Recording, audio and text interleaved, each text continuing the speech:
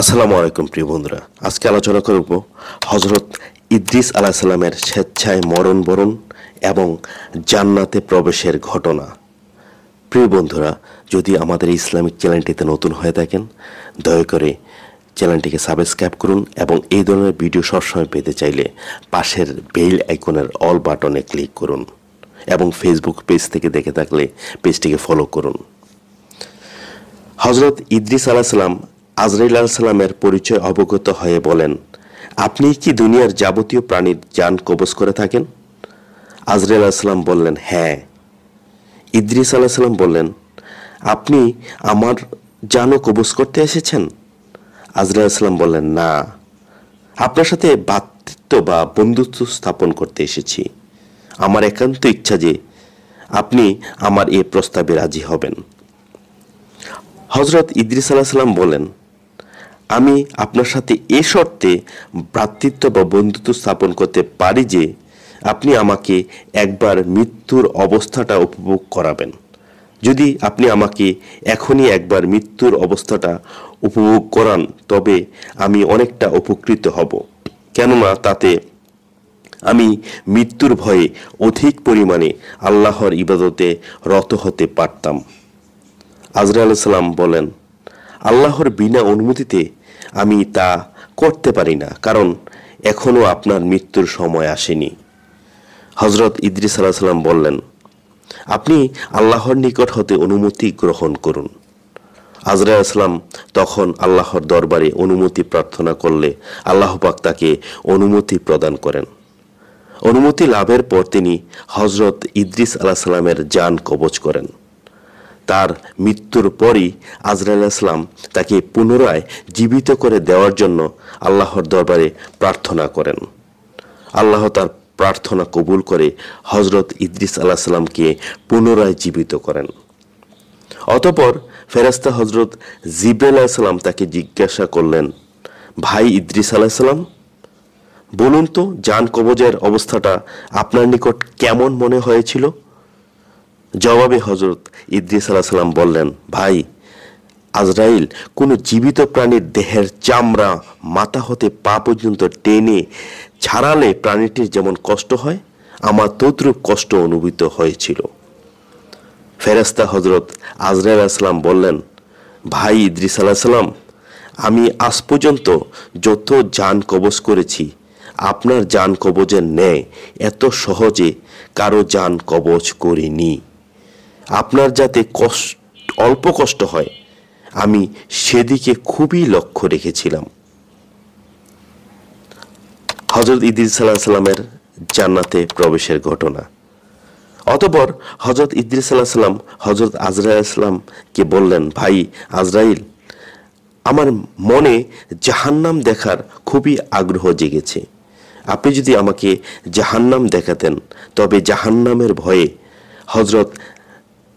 আমি ইবাদত বন্দিগিতে আরো বেশি মনোযোগী হতে পারতাম।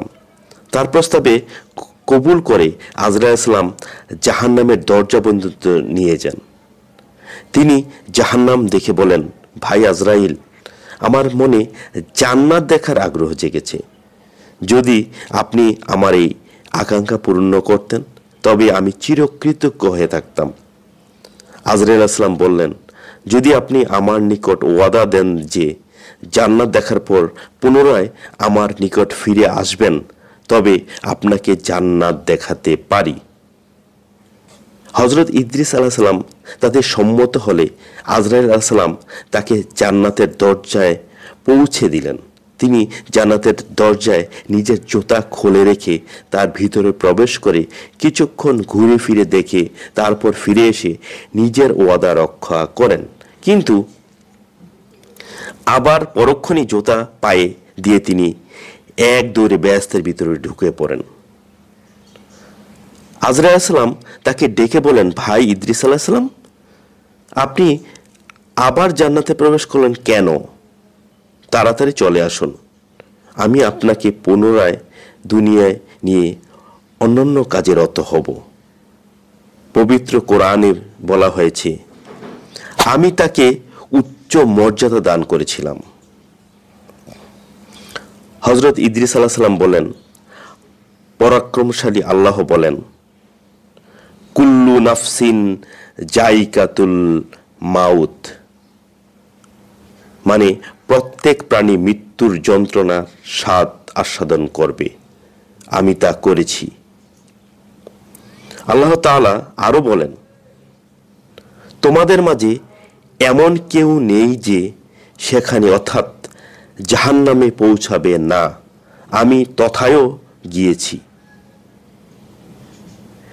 মহাসম্মানিত পরাক্রমশীল আল্লাহ তাআলা আরো বলেন, তাদেরকে সেখানে মানে জান্নাতে কোনো কষ্ট স্পর্শ করবে না এবং সেখান থেকে তাদেরকে বেরও করা হবে না, অর্থাৎ যে জান্নাতে যাবে সে আর বের হবে না।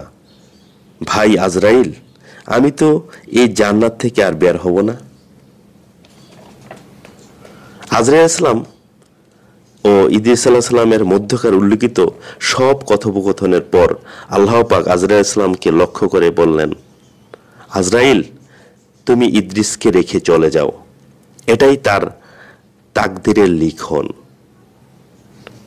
এবার আজরাইল ইসলাম বললেন, শেষ নবী হযরত মুহাম্মদ সাল্লাল্লাহু আলাইহি ওয়াসাল্লাম জান্নাতে প্রবেশ না করা পর্যন্ত অন্য সব নবী আলাইহিস সালামদের উপর জান্নাত হারাম।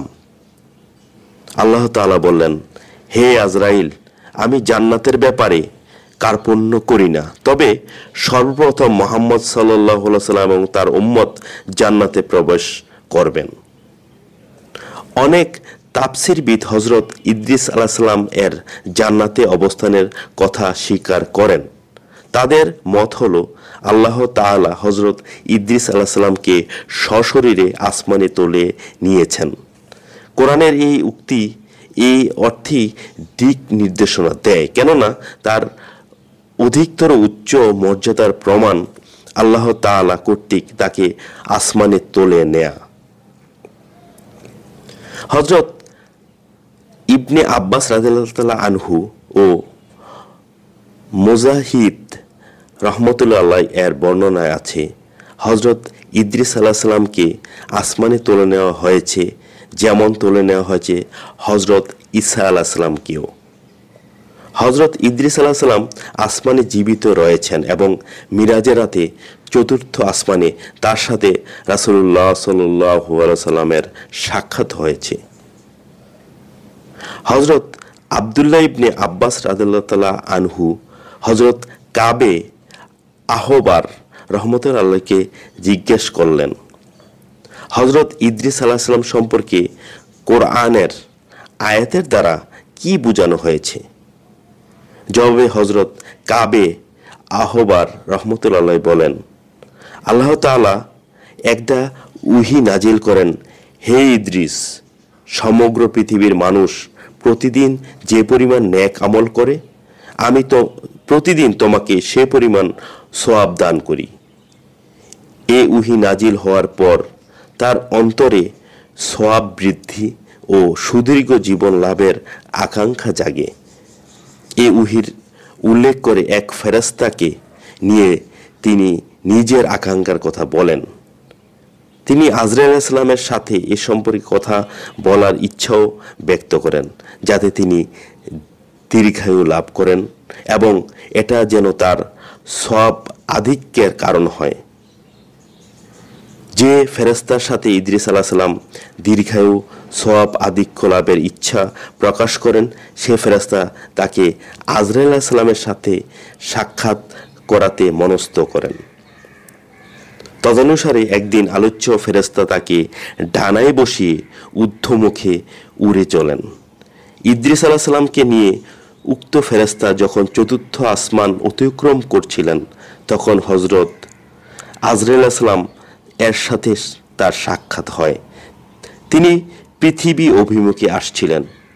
এ সাক্ষাতে হযরত ইদ্রিস আলাইহিস সালামকে বহনকারী ফেরেশতা হযরত আজরাইল আলাইহিস সালাম এর নিকট হযরত ইদ্রিস আলাইহিস সালাম এর মনোবাসনার কথা প্রকাশ করেন। হযরত আজরাইল আলাইহিস সালাম জিজ্ঞেস করলেন, তিনি কোথায়? জবাবে উক্ত ফেরেশতা বললেন, তিনি আমার ডানায় উপবিষ্ট রয়েছেন। আজরাইল আলাইহিস সালাম বললেন, আল্লাহর নির্দেশ হয়েছে আমি যেন চতুর্থ আসমানে হযরত ইদ্রিস আলাইহিস সালামের জীবন হরণ করি। এই নির্দেশ পেয়ে আমি আশ্চর্যবোধ করি, এ কি করে হয়? আমি আসমানে তার, আর তিনি রয়েছেন পৃথিবীতে, কিভাবে আমি চতুর্থ আসমানে তার জীবন হরণ করব? এ কথা বলেই আজরাইল আলাইহিস সালাম তার জীবন হরণ করেন। উল্লেখিত বর্ণনা থেকে স্পষ্ট বোঝা যায় যে হযরত ইদ্রিস আলাইহিস সালাম আসমানে তুলে নেওয়া হয়েছে এবং তিনি সেখানেই রয়েছেন। সবাইকে অনেক ধন্যবাদ।